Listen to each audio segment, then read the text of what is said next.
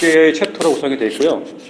우선 제가 첫 시간에는 여러분들하고 같이 융합 IT라고 하는 거가 뭔지, 우리가 이걸 왜 공부를 해야 되는지 그거에 대해서 같이 이야기를 하는 시간을 갖고, 그 다음에 나머지 시간에는 이 융합이라고 하는 도메인을 한 4개 정도로 제가 좀 분류해가지고 각 도메인별로 어떤 형태로 융합이 이루어지고 있는지를 몇 가지 이제 그 예시 베이스로 같이 보는 시간을 가질 거예요. 네. 자, 융합 IT. 네. 융합이라는 단어가 한자예요, 한글이에요? 한글이에요? 이거 한자죠, 그렇죠? 한자. 예. 영어로 하면 뭐냐면 융합이 이거예요. 컨버전스예요, 그렇죠? 컨버전스, 융합. 네. 그러니까 뭔가 서로 다른 것들이 같이 이렇게, 그렇죠? 합쳐져 가지고 새로운 게 나타나는 거잖아요, 그렇죠? 네. 이에 대해서 컨버전스라는 용어가 이제 처음에 나타났어요. 융합이라고 하는 단어가 나오기 전에 컨버전스라고 하는 단어가 MIT의 이제 어떤 교수님이 디지털이다라는 책에서 미디어 관련된 컨버전스를 언급하면서 어떻게 보면 조금 더 우리 그 세상에 컨버전스라는 단어가 나타났어요. 그래서 이제 그 이후에 이게 여러 가지로 이제 조금 확산되면서 어떻게 지금 정리가 됐냐면, 이 컨버전스라고 하는 걸 우리가 이렇게 얘기를 정리를 할 수가 있을 것 같아요. 같이 볼게요, 한번. 자, 소프트웨어 디지털화 네트워크 고도화.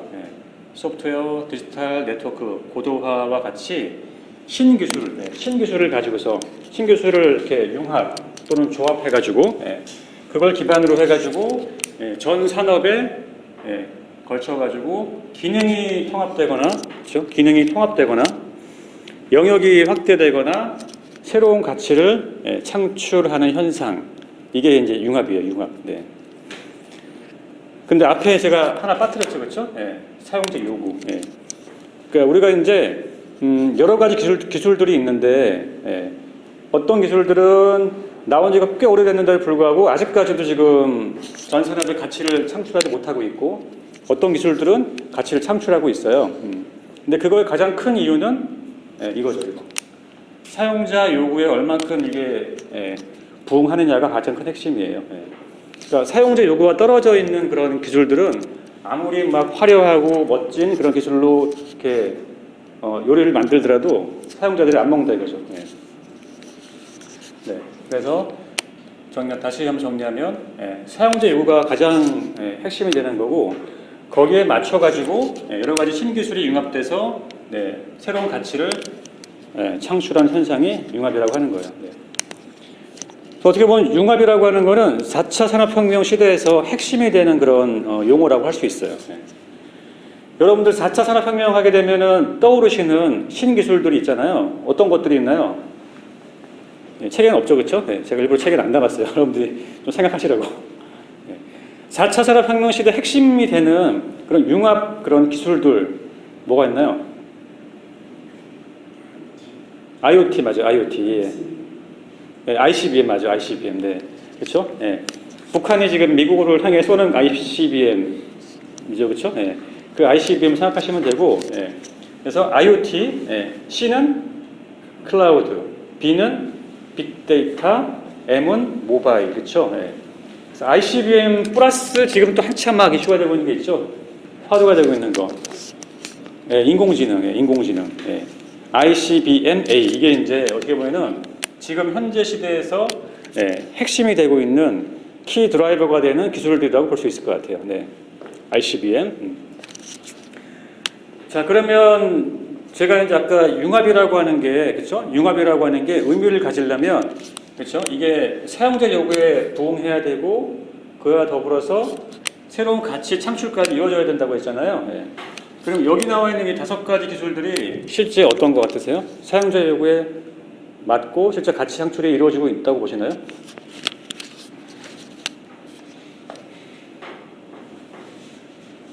어떨까요? 있다고 생각하시는 분, 현재 있다. 네, 두 분, 아직은 뭐 멀었다. 잘 모르겠다. 나머지. 네. 네. 이렇게 잘 생각을 많이 해보셔야 돼요. 예. 제가 질문을 던지면 한번 생각을 해보세요. 예. 답을 혹시 안 하시더라도. 예.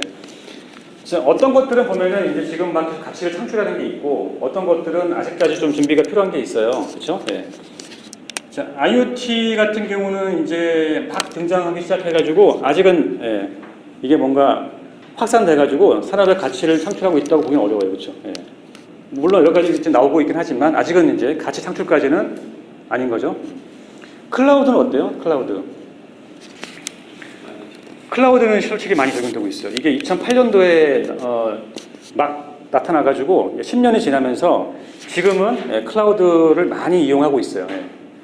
사실 여러분들도 클라우드 많이 이용하고 계시잖아요. 그렇죠? 그래서 어떻게 보면은 클라우드는 지금 어느 정도 가치 창출까지 이어지고 있는 것 같고, 빅데이터 같은 경우도 이제 서서히 하고 있어요. 근데 아직까지 확산이라고 보기 어려워요. 그렇죠? 빅데이터도. 모바일은 어떠세요? 모바일은 많이 확산되고 있죠. 여러분들 모바일로 지금 다 하시잖아요. 그렇죠? 모바일로 TV 보고 장보 쇼핑하고 그렇죠? 결제 다 하잖아요. 그러니까 모바일도 이미 이제 확산되고 있는 거예요. 인공지능은 이거는 아직까지는 조금 갈 길이 좀 멀죠. 아직까지는. 그래서 이것도 아마 제가 볼 때는 한 6년 정도 지나면은 클라우드와 같은 수준이 되지 않을까 생각을 하고 있어요. 제 개인적인 사견으로. 자, 어쨌든 제가 지금 얘기를 하면서 어떤 것들은 지금 확산되고 있고 어떤 것들은 아직 좀 멀었다고 얘기를 했잖아요. 그거의 기준은 뭘까요? 그거의 기준은 이게 사용자 요구에 따라 사용자 요구에 부응하느냐 아니냐예요. 그럼 사용자 요구에 부응한다는 말은 어떤 말일까요? 사용자 요구에 부응한다. 좀더 네. 편하게 사용할 수, 어떻게 사용하면 편하게 사용할지에 그래. 대한 잘 생각되고. 그렇죠. 맞죠. 사용자가 뭔가 쓰기에 불편함이 없어야 되죠. 스마트폰 어떠세요? 지금 되게 편하잖아요. 그렇죠. 그런 것처럼 사용하기 편해야 되고, 그 다음에 또 뭐가 있을까요? 더 중요한 게 있죠. 돈. 내가 이거를 도입함에 있어가지고 비용이 내가 감내할 수 있는 수준이 안 되면은 하기 어렵죠. 그렇죠? 그래서 비용 문제, 그 다음에 이거를 씀으로 인해 내가 느끼는 그런 사용자 경험을 충족을 시켜야 된다는 거예요. 그래서 우리가 이제 이렇게 여러 가지 신기술을 기반으로 신서비스를 만들고 이 가치를 창출할 때 두 가지 어프로치가 있는데, 첫 번째는 이제 오로지 테크놀로지에 포커스를 맞춘 거예요. 오로지 기술 쪽에 포커스 맞춘 거죠. 사용자가 뭐 원하든 말든 관계없어. 그냥 뭐 미세 나노 공정을 적용해가지고 이렇게 조그마한 아주 초소형 장비를 만드는 그런 신기술 같은 거를 만들어서 사용자는 모르겠고, 그렇게 접근하는 방식이 테크놀로지 푸시형, 과학기술 초점에 맞춘 그런 신기술 개발 방식이고, 두 번째는 이제 사용자 요구에 맞춰진 서비스, 사용자 요구사항에 부합하는 그런 기술 개발이라고 볼 수 있어요. 실제 이제 우리가 이렇게 테크놀로지 푸시형하고 마케팅 풀이라고 하는 형식의 R&D는 같이 상호 보완적으로 움직여야 돼요. 기술이 발전하고 그걸 기반으로 사용자 요구에 맞추는 방향으로 가게 되면은 어느 순간 이제 이 클라우드나 모바일처럼 사용자 요구에 부응하는 서비스가 될 수 있겠죠.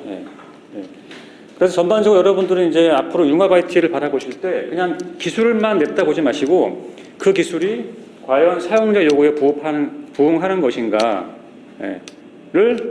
한 번 더 고민을 해보시길 바라겠어요.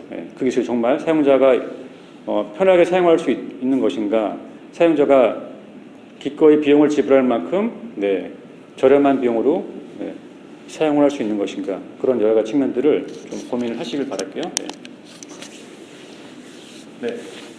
자, 융합 IT 지금 하고 있는데, 이제 우리가 융합이라고 하는 거가 여러 가지 뭔가 그 신기술을 가지고서 신기술을 이렇게 융합, 그렇죠? 같이 하나가 아닌 여러 가지를 같이 융합, 아니면 병합, 이렇게 엮어서 만들어진 새로운 서비스라고 했잖아요. 그러면 그게 어떻게 발전해 왔는지를 좀 볼게요. 크게 3단계로 좀 구분을 해봤는데, 왼쪽에 있는 게 첫 번째 단계의 융합이에요. 자, 그림을 보면 여기 동그라미가 4개가 있죠. 동그라미가 4개가 있고 각 동그라미마다 이름이 붙여져 있어요. 저 보시면 알겠지만 디바이스라는 동그라미, 그다음에 테크놀로지, 콘텐츠, 네트워크 이렇게 동그라미가 있어요. 처음에 융합의 1단계에서는 이 원 안에서 그냥 뭔가 새로운 기능들이 추가되는 형태로 진행이 됐어요. 대표적인 게 핸드폰이 있었는데 핸드폰에 카메라 기능이 추가된 거 이런 것들. 핸드폰이라는 그 디바이스 안에다가 그냥 하나의 기능을 추가시킨 거죠. 이런 형태가 이제 융합의 1단계가 되겠죠. 그러면 이제 2단계로 올라가면서 어떤 변화가 생기냐면 이 원들이 서로 당기기 시작해요. 당겨가지고 겹치는 지점이 이렇게 생기기 시작한 거예요. 자, 대표적으로 디바이스와 신기술이 접목돼가지고 실감형 디바이스라고 하는 게 나타났어요. 햅틱. 혹시 햅틱이라고 하는 기술을 들어보셨어요? 햅틱? 이 햅틱이 아이폰 나오기 전에 나왔던 것 같아요. 햅틱 폰. 들어보셨죠? 햅틱 폰. 햅틱 폰이 뭔가요? 어떻게 하는 건가요? 햅틱 폰은 휴대폰인데 휴대폰에서 원래는 이제 예전 같은 경우는 사용자가 전화를 걸 때 휴대폰에 있는 물리적인 키보드 눌러서 했잖아요, 그렇죠? 햅틱폰은 어떻게 하죠? 손가락으로 터치 베이스로 그렇게 했잖아요. 그러니까 이제 이 신기술, 그러니까 뭔가 햅틱 그러니까 사람의 촉각 그런 뭐죠? 촉각, 그다음에 뭔가 시각 그런 감각을 이용해서 디바이스를 컨트롤하는 그런 이전에 없던 신기술이 들어감으로 인해 가지고 조금 더 실감형 디바이스가 나타난 거죠. 이런 게 이제 디바이스의 신기술이 융합된 제 2단계 형태의 컨버전스라고 볼 수 있어요. 자, 그다음에 이제 마지막 단계인데 어떻게 되죠? 이 4개의 원이 다 겹쳐가지고 다 만나고 있죠. 그러니까 더 이상 이제 뭐 하나, 두 개만 만나는 게 아니라 이제는 디바이스, 테크놀로지, 네트워크, 콘텐츠가 다 모여가지고 그게 완전히 폭발해가지고 전혀 새로운 이제 그런 기술 기반으로 제품이 만들어지고 있는 거죠. 대표적인 게 어떤 게 있을까요? 신기술이 들어오고 그다음에 네트워크로 연결이 되고 그다음에 정말 획기적인 콘텐츠를 기반으로 우리가 디바이스에서 사용하는 서비스 어떤 게 있을까요?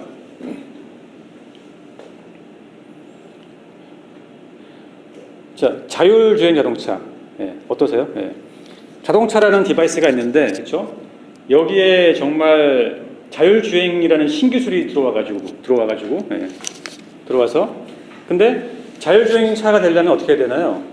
자동차 안에서만 그 정보가 도는 게 아니라 바깥에는 정보가 들어와야 되죠, 그렇죠? 들어와야 돼요. 그러니까 바깥에 있는 도로에 있는 인프라 또는 차량들 또는 저기 이제 교통 정보가 다 수집이 돼야지만 자율주행을 할 수 있는 거잖아요. 그래서 그렇게 네트워크의 확장, 그다음에 그런 자율주행에서의 콘텐츠는 뭔가요? 운전자 없이 운전하는 거, 그게 콘텐츠죠. 그렇게 이제 나타난 게 자율주행 자동차예요.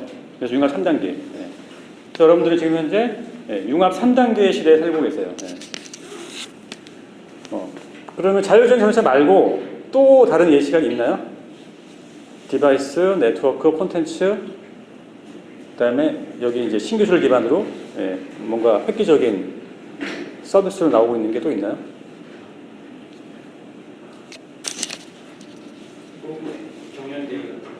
로봇 경연대회요? 로봇 경연대회? 네.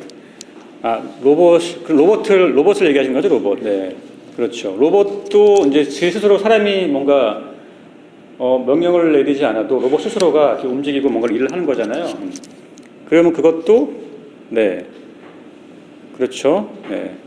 로봇도 어차피 이렇게 돌아가려면 내부 외부 데이터를 다 수집을 해야 되니까 그렇죠. 근데 그 로봇은 아마 이제 좀 더 미래의 로봇을 얘기하는 것 같아요, 그렇죠. 사람의 일을 대체하는 로봇, 그렇죠. 그것도 한 예가 되겠네요. 그래서 이제 지금 우리가 막 TV에서 지금 접하고 있거나 그렇죠? 주위에서 나타나고 있는 서비스들은 점점점 이제 3단계 융합으로 가고 있어요. 자, 이렇게 한번 융합을 한번 이렇게 단계를 분류해봤고요. 네. 네. 그래서 이제 제가 오늘 강의할 부분과 관련된 부분인데, 예, 제가 여러 가지 융합이 있는데 그거를 좀 영역을 이렇게 분리를 좀 해봤어요. 예. 서비스 관점, 네트워크, 컨텐츠, 그다음 방송통신, 디바이스, 예, 가상화 관점으로 좀 영역을 분리해봤고, 예, 이 영역 안에서 이제 제가 주로 이제 다룰 그 토픽들이 오른쪽에 이렇게 기술이 되어 있어요. 네. 그래서 지금 빨간색으로 된 부분이 제가 오늘 이제 강의 시간에 주로 설명을 드리고자 하는 그런 토픽이에요. 네. 자, 어떠세요? 이거 보시기에 여러분들이 빨간색으로 된 것들을 한 번씩은 다 접해 보셨던 거죠? 네. 한 50% 이상은 한번 보셨던 거죠? 50% 이상. 빨간색으로 된 거. 네. 50%가 될 수도 있고 안 될 수도 있어요. 네, 너무 50%안 된다고 실망하지 마세요. 네. 네. 50%, 제가 이제 강의할 때 난이도 조정을 해야 되기 때문에 뭐 창피한 거 없어요. 그냥 솔직하게 나는 여기서 빨간 거로 된 것들 그래서 50% 정도는 이상은 아는 거 들어봤던 것 같아. 아는 게 아니라 들어봤던 것 같다. 그냥. 네. 네. 두 분. 네. 나머지 분들은 아직 들어보시진 않으신 거죠? 네. 보통 비슷하세요. 강의하면은 대부분 다 그래요. 네.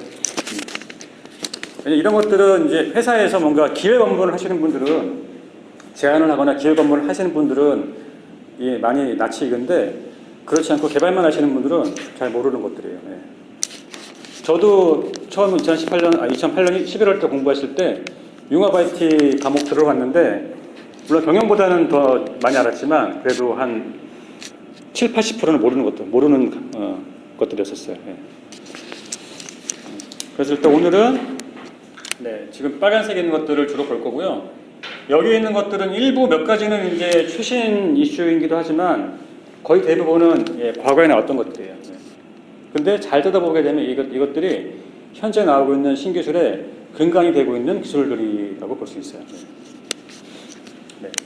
그래서 서비스는 조금 더 체계 관점에서 전반적인 체계, 신규를 전체를 좀 이렇게 아우르는 그런 체계 관점에서 제가 여기 서비스 융합을 설명할 거고, 그다음에 연결 관점, 그다음에 어떻게 콘텐츠가 표현되고 있는지, 콘텐츠의 표현 관점에서 콘텐츠 융합을 설명을 드릴 거고, 홍보, 뭐 디바이스는 일단 사용자가 어떤 서비스를 이용하는 접점이 되는 거니까 그런 사용자의 접점이 되는 디바이스가 어떻게 지금 발전하고 있는지 볼 거고, 효율적인 측면.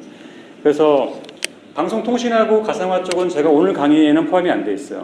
이거는 가상화 쪽은 나중에 아마추어 과정에서 컴퓨터 구조 시간에 별도로 강의를 해드릴 거고, 그래서 이제 오늘은 서비스, 네트워크, 콘텐츠, 디바이스 관점에서 조금 더 설명을 드리기로 하겠고요. 자, 그다음에 이제 우리가 보면은 뭐 IC 게이밍이 여러 가지 신기술, 신용어들 많이 나오잖아요. 근데 이거를 전 세계적으로 이렇게 이끌어가고 있는 집단들이 좀 있거든요. 이끌어가는 집단들이 있어요. 누구일까요? 이 가트너예요, 가트너. 가트너라는 글로벌 리서치 기관이 있는데 이 가트너에서 매년 한 10월, 11월 달에 꼭 발표를 해요, 얘네들이. 발표를 해가지고 다음 해를 이끌어갈 전략적인 10대 기술들을 발표를 해요. 그래서 이게 지금 제가 이제 작년까지 가트너가 발표했던 10대 전략 기술을 담아온 거예요. 혹시 이거 보신 분도 계시죠? 혹시 보신 분 계세요? 보셨어요? 네. 그래서 보시면 알겠지만 우리가 많이 봤던 것들도 있고 좀 생소한 것도 있어요, 그렇죠? 그래서 일단 최근 4년간을 보게 되면 우리가 뭔가 좀 이게 순위가 바뀌면서 어디 쪽이 좀 더 이렇게 이슈가 되고 있구나라고 하는 트렌드를 읽으실 수가 있을 거예요. 그렇죠? 딱 보니까 여러분들이 현재 지식 수준에서 보셨을 때 트렌드가 각각 다르게 보이실 거예요. 자, 한번 보세요. 어떻게 보이시는지. 어디 쪽이 좀 더 이렇게 더 주목을 받고 있는지. 일단 빨간색으로 제가 표시한 게 눈에 띄시죠, 그렇죠?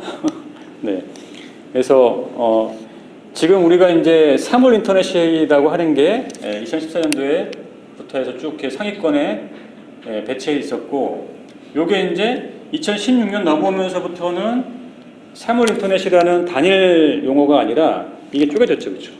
쪼개져가지고 분화됐어요.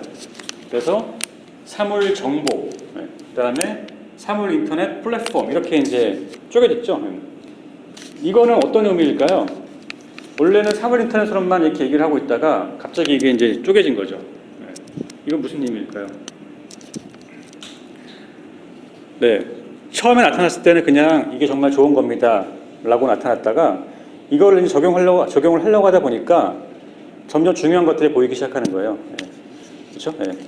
왜냐하면 사물 인터넷을 이제 확산시키려 하다 보니까 그럼 어떤 정보를 취합해야지 소비자한테 가치 있는 서비스를 할 수 있는 것인가라고 하는 게 첫 번째 얘가 나타나는 거죠. 어떤 정보, 어떤 정보가 의미 있는 정보인가, 정보. 그 다음에 자, 사물 인터넷이 뭐냐면 다들 기본 개념을 알고 계시죠? 인터넷이라고 하는 그런 개방화되고 표준화된 플랫폼을 기반으로 모든 디바이스와 사람을 엮어서 그렇죠? 정보를 교환하는 거잖아요, 그렇죠? 그러면은 전 세계에서 사람의 수하고 사물 인터넷을 엮을 수 있는 디바이스의 수를 세보면 무지 많겠죠. 몇 개나 될까요? 전체 인구가 지금 어떻게 되죠? 한 70억 되나요? 70억? 45억인가? 정확히 기억이 안 나네요. 하여튼 몇십억이 넘죠. 디바이스 수는 어떨까요? 사람이 갖고 있는 디바이스 수가 하나 이상 되죠, 그렇죠? 그러면 뭐 못해도 한 100억 개, 그렇죠? 그러니까 이렇게 100억 개가 넘는 디바이스들이 이제 인터넷으로 엮이는 거예요. 그럼 어떻게 돼야 되겠어요? 아무런 뭔가 기준이 없이 그냥 이렇게 연결되게 되면 잘 연결이 안 되겠죠? 상호 운용성이 떨어지겠죠. 어떤 하나의 표준화된 그런 기반 하에서 정보가 교환되는 거하고 그런 게 없이 그냥 중구난방으로 교환하는 거랑 당연히 결과는 큰 차이가 있겠죠. 연결이 안 되겠죠. 뭔가 기반이 되는 표준화된 플랫폼 같은 게 없으면은 잘 연결이 안 되겠죠. 그렇죠? 그래서 이제 이게 무수히 많은 디바이스를 연결을 시키려고 하다 보니까 뭔가 공통된 기반이 필요하겠다. 그래서 사물 인터넷 플랫폼이라고 하는 것들이 정말 중요하겠다라고 이제 얘기를 하기 시작한 거예요. 그래서 여러분들이 이제 앞으로 가트너 10대 전략 기술들 같은 것들을 많이 볼 텐데 보실 때 왜 이 기술이 올해는 또 올라갔고 왜 이 기술은 이렇게 쪼개졌는지를 한번 생각해 보시게 되면은 그 안에 그 이면에는 금방 제가 설명드린 것처럼 소비자한테 가치를 창출하는 방향으로 나아가다 보니까 조금 더 중요하게 대두되는 것이 나타났다라고 보시면 돼요. 그 다음에 2017년이 되니까 아예 사물 인터넷이라는 말 자체가 없어졌어요. 그렇죠? 말 자체가 없어요. 그럼 이 의미는 뭘까요? 이 의미는 사물 인터넷이 더 이상 중요하지 않다? 그건 아니죠. 이제 사물 인터넷은 당연한 거예요. 당연한 것이고 이제 모든 것이 다 지금 스며들어가 있는 거예요. 지능형 앱, 지능형 사물. 그러니까 어플리케이션에 지능이 들어가고 사물에 지능이 들어가고 그러니까 이렇게 지능을 갖춘 어플리케이션과 사물이 이제 초연결되는 거죠. 그러니까 초연결은 당연한 방향인 거고 그렇게 하기 위해서 여기 연결되는 각종 어플리케이션과 사물이 어떻게 나아가야 되는 건지에 대해서 이제 고민을 한 거예요. 지능을 가져야겠다. 지능을. 그래서 인공지능이 이제 기술이 발전하면서 이게 인공지능이라고 하는 거에 대한 좀 가능성이 보이면서 이제 인공지능이 사실은 모든 사물과 앱에 스며들면서 지금 이제 작년부터는 인공지능이 좀 많이 화두가 되고 있는 상태예요. 이렇게 보시면 되고요. 자, 그 다음에 자, 이게 이제 2018년. 앞에까지는 최근 4년까지의 가트너 10대 전략 기술이었고 여기부터는 이제 2018년을 이끌어갈 10대 전략 기술이에요. 자, 보시면은 지능, 디지털, 메쉬라고 하는 이렇게 3개의 카테고리로 좀 분류가 됐죠? 10개의 기술이, 그렇죠? 근데 지금 보면은 요 지능, 디지털, 메쉬가 2017년도에도 가트너가 똑같이 분류를 했었어요. 분류를 했었고 근데 그 안에 들어가 있는 용어들만 기술들만 좀 바뀌었어요. 그래서 어쨌든 지능을 가진 그렇죠? 것들이 디지털화돼가지고 디지털화돼서 메쉬 서로 얽히고 얽혀 간다 이거예요. 자 그러면 하나씩 조금만 설명을 드릴게요.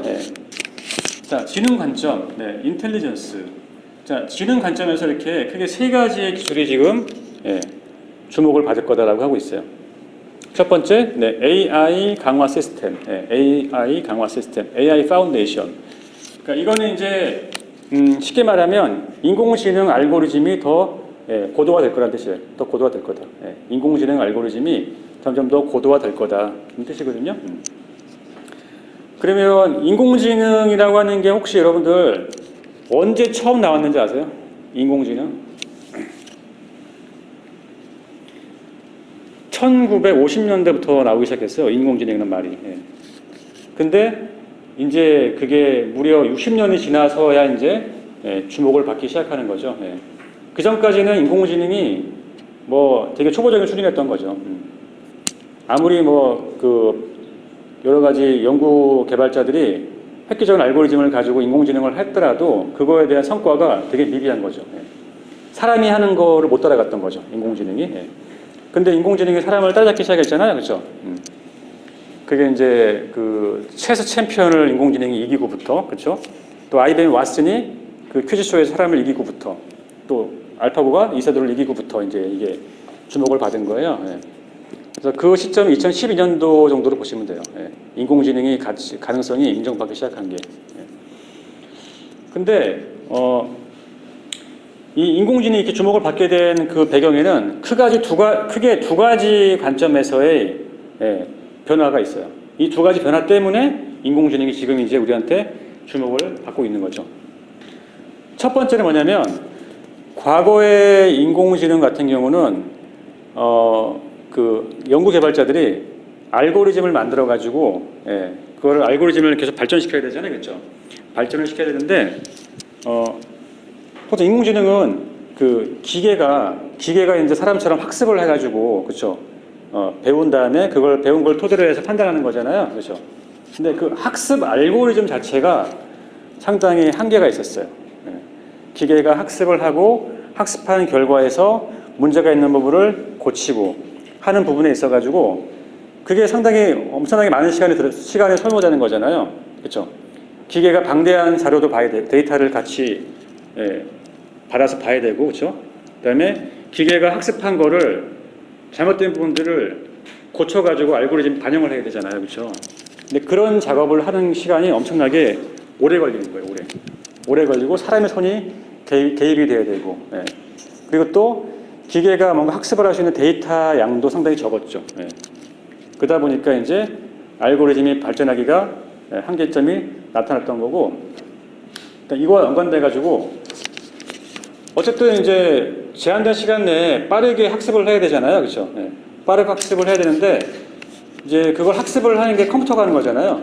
근데 컴퓨터의 성능 자체가 이제 더디게 발전했던 거죠. 근데 그게 2012년도쯤 돼가지고 GPU라고 하는 병렬 처리에 특화된 그런 프로세서, 마이크로 프로세서의 기술이 발전하면서 과거보다 성능이 월등히 올라간 거죠. 그렇게 되면서 이제 인공지능이라고 하는 게 이제는 사람을 능가하는 부분이 생겼구나. 이제 인공지능도 더 많은 일들을 할 수 있겠구나라고 이제 생각을 한 거죠. 그래서 이제 이 인공지능 강화 시스템은 이와 같이 고도화된 컴퓨터 시스템 성능을 기반으로 알고리즘을 점점 더 이제 고도화시킨다는 뜻이에요. 그걸 얘기하는 거고. 그다음에 지능형 앱 분석. 지능형 앱 분석.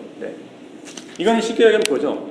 어플리케이션에 이제 지능이 들어가는 거죠. 지능이.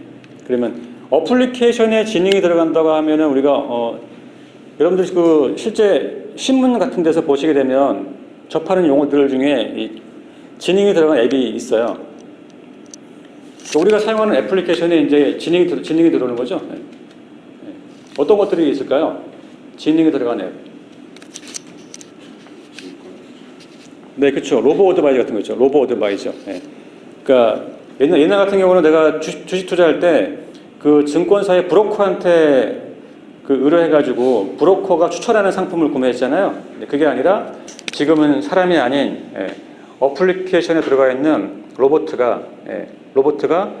스스로 이렇게 판단해가지고 추천해주는 거죠. 뭘 투자를 할지 그런 것들.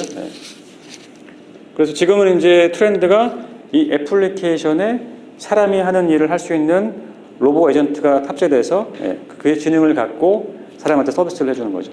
이제 그런 앱들이 더 많이 나타날 거다라고 이제 얘기하고 있어요. 그 다음에 이제 지능형 사물. 원래 있던 사물은 사람이 뭔가 누르거나 그렇죠. 리모트 컨트롤로 뭔가를 해야지만 그 일만 했잖아요.